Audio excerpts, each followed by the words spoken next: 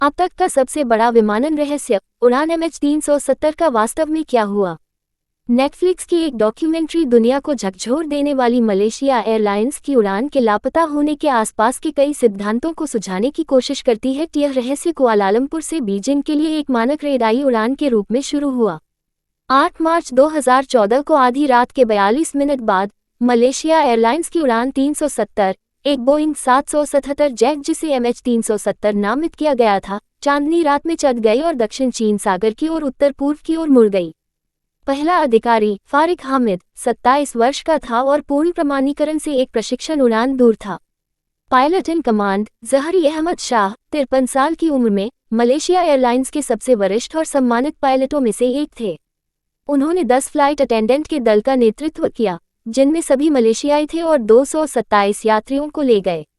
विमान में सवार अधिकांश लोग चीनी थे, साथ ही 38 मलेशियाई और Indonesia, Australia, Bharat, France, America, Iran, Ukraine, Canada, New Zealand, Netherland, रूस और ताइवान के नागरिक थे। उसने सब कुछ छीन लिया, एक भ्रष्ट और विनाशकारी सेक्स पंथ के अंदर। He took everything away inside a depraved and devastating sex cult.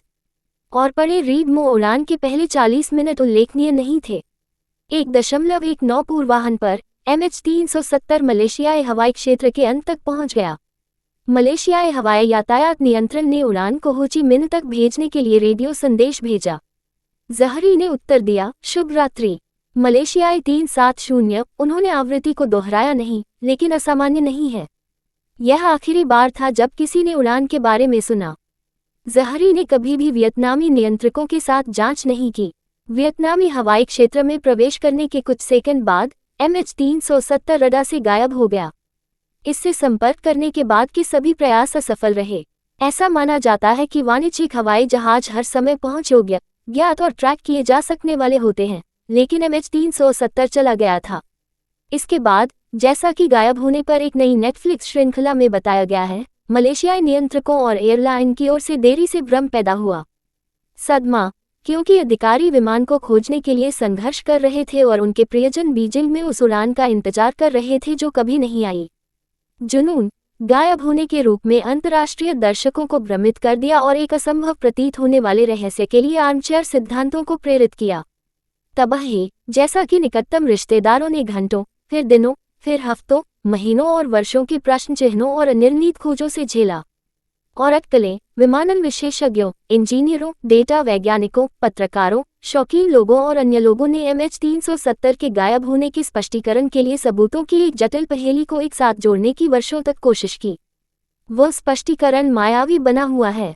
MH370, the plane that disappeared के निदेशक लुइस मेल्किंसन ने कहा, यह अब तक का सबसे बड़ा विमानन रहस्य है।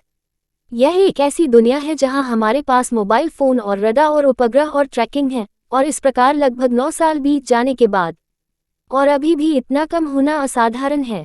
3 भाग वाली नेटफ्लिक्स श्रृंखला गायब होने के बाद के हफ्तों और वर्षों में सामने आए सबूतों के आधार पर समरेखा को एक साथ जोड़ने का प्रयास करती है। प्राथमिक रडार, जैसा कि पारंपरिक रडार जो आकाश में वस्तुओं को पिंग करता है, मलेशियाई वायुसेना से संकेत मिलता है कि MH370 के वियतनामी हवाई क्षेत्र में प्रवेश के बाद उड़ान ने तेजी से बाईं ओर मोड़ लिया और दक्षिण पश्चिमी दिशा में वापस चली गई। मलय प्रायद्वीप, ये पेनांग द्वीप के चारों ओर झुका, उत्तर पश्चिम में मलक्का जलदमरू मध्य तक उड़ गया और अंडमान सागर की ओर चला गया, जहां ये रडार से छूट गया।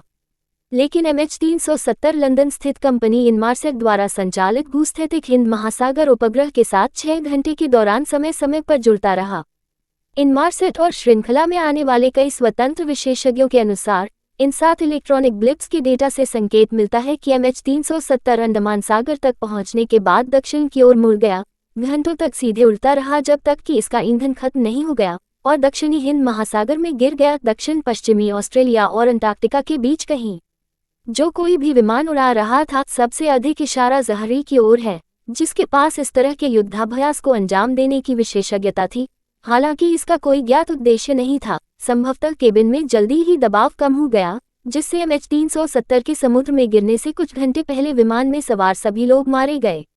ये आधिकारिक कथा है, कम से कम, जिसे बड़े पैमाने पर विमानन विशेषज्ञों और वैज्ञानिकों के एक संग्रह द्वारा समर्थित किया जाता है, जिन्हें स्वतंत्र समूह और ऑस्ट्रेलियाई जांचकर्ताओं के रूप में जाना जाता है, जिन्होंने हिंद महासागर के एक सुदूर हिस्से में MH370 के लिए वर्षों तक निरर्थक खोज का नेतृत्व किया था। यह अटलांटिक के लिए 2019 की रिपोर्ट में अमेरिकी विमानन लेखक विलियम लैंगविशे द्वारा स्पष्ट रूप से तर्क दिया गया है, जिसमें माना गया था कि मलेशियाई सरकार भ्रष्टाचार में व्याप्त और पारदर्शिता के लिए नहीं जानी जाती, ज़हरी के निजी जीवन के बारे में उससे कहीं अधिक जानती थी। जुलाई 2018 में जारी आधिकारिक मलेशियाई दुर्घटना रिपोर्ट ने कोई निश्चित निष्कर्ष नहीं दिया और तीसरे पक्ष द्वारा गैरकानूनी हस्तक्षेप से इनकार नहीं किया। यह इस तथ्य से भी समर्थित है कि MH370 का मलबा रियूनियन के तटों पर पाया गया है, मेडागास्कर और मोजाम्बिक। श्रृंखला का पहला एपिसोड, जिसे द पायलट कहा जाता है, इस कथा को रेखांकित करता है। ज़हरी द्वारा एक सामूहिक हत्या आत्महत्या की साजिश, जिसके घरेलू उड़ान सिम्युलेटर में रडार और उपग्रह डेटा द्वारा इंगित पथ के समान एक अजीब पथ मैप किया गया था। लेकिन बाद के एपिसोड सिद्धांत द्वारा चित्रित विरोधाभासी सिद्धांतों को सुनते हैं, जो पहले उद्धृत किए गए सबूतों को या तो निर्णायक, गलत व्याख्या किए गए या मनगढ़ंत मानते हैं। दूसरा एपिसोड द हाईजैक, अमेरिकी विमानन पत्रकार और लंबे समय से MH370 जुनूनी जेफ वाइज द्वारा प्रस्तुत एक सिद्धांत प्रस्तुत करता है कि क्रीमिया युद्ध से ध्यान भटकाने के लिए रूसी गुर्गों ने विमान के इलेक्ट्रॉनिक बे के माध्यम से MH370 को चुरा लिया, जिस तक प्रथम श्रेणी केबिन में एक हैच द्वारा पहुंचा जा सकता था। यह उपग्रह डेटा को नजरअंदाज कर देगा, जिसके बारे में वाइज ने कहा कि धोखे के तौर पर छेड़छाड़ की गई थी। MH370 तीसरे द इंटरसेप्ट में फ्रांसीसी पत्रकार फ्लोरेंस डी चांगी ले मोंडे की दक्षिण पूर्व एशिया के संवाददाता हैं, जो अनुमान लगाते हैं कि रहस्यमय माल को चीन पहुंचने से रोकने के लिए अमेरिकी सेना द्वारा दक्षिण चीन सागर के ऊपर विमान को मार गिराया गया था। यह माना जाएगा कि सरकारों के साथ काम करने वाली कंपनी इनमारसेट द्वारा रडार देखे जाने और उपग्रह डेटा को छिपाने के हिस्से के रूप में गढ़ा गया था। दोनों सिद्धांत मानते हैं कि धुले हुए मलबे को या तो गलत तरीके से जिम्मेदार ठहराया गया था या लगाया गया था। एक समान सिद्धांत है घिस्लेन वोत्रेलोस, एक फ्रांसीसी व्यवसायी जिनकी पत्नी लॉरेंस, 17 वर्षीय बेटा हेड्रियन और 13 वर्षीय बेटी एम्ब्रे MH370 पर खो गए थे, द्वारा पेश किया गया। फ्रांस में वोत्रेलोस का कानूनी मामला वर्तमान में लापता उड़ान की एकमात्र चल रही जांच है। ये प्रश्न पूछने और षड्यंत्र के बीच एक महीन रेखा है, और बाद के 2 एपिसोड ने जानबूझकर इसका पालन किया है। वाइज और डी चांगी दोनों स्वीकार करते हैं कि उनके सिद्धांत भी उन्हें दूर की कौड़ी लगते हैं। संदेह के घेरे में आगे बढ़ने, सबूतों के विभिन्न टुकड़ों को विच्छेदित करने या खारिज करने के निर्णय के बारे में पूछे जाने पर मेल्किंसन ने जुनून के अनुभव की ओर इशारा किया, उन लोगों के लिए जिन्होंने MH370 पर किसी को खो दिया है और जो उत्तर खोजने के लिए दृढ़ हैं। उन्होंने कहा, ये श्रृंखला सिर्फ जो हुआ उसके बारे में नहीं है, यह उन लोगों के बारे में था जो पिछले 9 वर्षों से इससे पीड़ित हैं। यह इस बारे में है कि इस तरह का रहस्य उन लोगों पर क्या प्रभाव डालता है जो इसमें शामिल हैं। वास्तव में श्रृंखला सबूतों के टेट्रिस गेम के रूप में नहीं, बल्कि तथ्यों, अनुमानों, रिक्तियों और दुख की धीमी गति से चलने वाली भूल-भुलैया के रूप में खेलती है।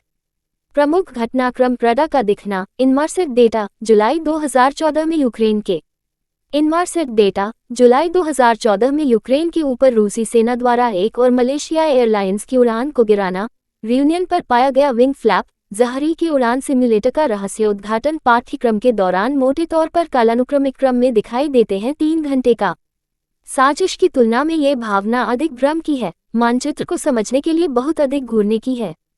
ये वे लोग हैं जो शुरू से ही कहानी में शामिल रहे हैं, और वे सवाल कर रहे हैं कि आधिकारिक कथा क्या मानी गई है, मेल्किंसन ने कहा। उन्होंने इस पर विस्तार से लिखा है, उन्होंने भारी मात्रा में शोध किया है, और हाँ, हो सकता है कि वे अपने बिंदुओं को इस तरह से जोड़ रहे हों कि लोग इससे सहमत न हों, लेकिन उन्होंने निश्चित रूप से इसमें समय और प्रयास लगाया है और वे ऐसे प्रश्न उठा रहे हैं जिनका उत्तर हमेशा नहीं दिया गया है। MH370 वह विमान जो गायब हो गया, S1A300021003 शो का एक दृश्य फोटोग्राफ। नेटफ्लिक्स जब उनसे पूछा गया कि कौन सा सिद्धांत उन्हें सबसे विश्वसनीय लगता है, तो उन्होंने कहा, इसकी सबसे अधिक संभावना है कि विमान दक्षिणी हिंद महासागर में है, लेकिन यह वहां कैसे और क्यों खत्म हुआ, हम नहीं जानते। उन्होंने कहा, अभी भी बहुत सारे सवाल हैं जिनका जवाब नहीं दिया गया है और इसलिए मुझे नहीं पता कि क्या हुआ। मुझे पता है कि कुछ सिद्धांत दूसरों की तुलना में अधिक दूरगामी हैं, लेकिन मुझे लगता है कि मेरे लिए सबसे महत्वपूर्ण बात यह है कि निकटतम रिश्तेदारों के पास अभी भी सभी उत्तर नहीं हैं और वास्तव में ये रहस्य नहीं है हल हो गया। 7 अलग अलग देशों से खोए हुए लोगों के कई प्रियजन दुख के अलावा श्रृंखला में रहस्य के दर्द की गवाही देते हैं। कुछ लोगों ने राजनीतिक कार्रवाई की ओर रुख किया और सार्वजनिक रूप से मलेशियाई सरकार की धूलमुल प्रतिक्रिया का विरोध किया। अन्य लोगों ने मेडागास्कर समुद्र तटों पर पाए गए मलबे के टुकड़ों में बंद होने की खोज की। कई लोग एक दूसरे के संपर्क में रहते हैं। मेल्किंसन ने कहा, मेरे लिए श्रृंखला का केंद्र हमेशा निकटतम संबंधी रहा है। अस्पष्ट हानि के जटिल आघात को समझने का प्रयास करना बस न जानना की समझ से परे है। उन्होंने कहा, जिन लोगों से हमने बात की है उनका सबसे बड़ा डर यह है कि इसे भुला दिया जाएगा और यह एक दुखद घटना है जिससे उन्हें आगे बढ़ना होगा। 2017 में ऑस्ट्रेलिया परिवहन सुरक्षा ब्यूरो ने दक्षिणी हिंद महासागर के उबड़-खाबड़ पानी में MH370 की खोज को निलंबित कर दिया। ये हमेशा एक असंभव मिशन था, अनुमानित समापन बिंदु पर आधारित एक विशाल क्षेत्र, दूरस्थ और तूफानों से प्रभावित ग्रैंड कैन्यन जैसी समुद्री तल की गुफाओं के साथ। फिर भी मेल्किंसन ने कहा कि वह एक दिन के बायोडेटा की खोज, समापन, पुष्टि और सबसे महत्वपूर्ण, निकटतम रिश्तेदारों की तलाश की उम्मीद करती है। मुझे लगता है कि हम ऐसी दुनिया में नहीं रह सकते जहां 777 लापता हो गया है और यह बहुत दुखद है और हमें आगे बढ़ना होगा। ऐसा नहीं होना चाहिए।